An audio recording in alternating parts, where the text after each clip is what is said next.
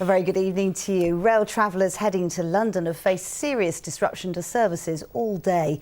It's been caused by a train that was being tested and not yet in service, damaging a third of a mile of overhead power lines near Paddington station. Yes, GWR advised people not to travel. Andrew Plant joins us now from Swindon. Andrew, did people take that advice, and what's the situation like there tonight? David, there certainly were fewer travellers going from the West Country today, but that gateway into London, Paddington, firmly slammed shut yesterday evening. Now, we know it was a Hitachi train, one that was being tested. Let's just show you what happened. It destroyed about half a kilometre of electrical cable. The train's then stranded between Paddington and Reading, where they had a severe impact on services across the West, and it made for some extremely miserable commutes this morning. Cancelled and cancelled again. Travellers to and from London facing one of the most difficult days of the year. Some forced to turn back, others turning to taxis instead. I showed up at Paddington station, and of course I'm not an expert in this, but when all the boards are blank, you've got to worry.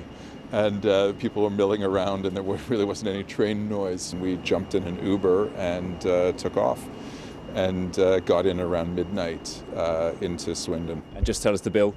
It was £155. In fact, it was just 500 metres of track where electrical cables were destroyed, throwing the network into chaos. As we've been modernising the railway, we've been working towards an electrified railway, so the trains take their power from an overhead line that's just above the train, and it uses a device called a pantograph which touches that wire and brings the power onto the train. But the wrong part of the pantograph appears to have made contact with the wrong part of the wire, and instead of a smooth contact, it's actually ripped the wire down for half a kilometre.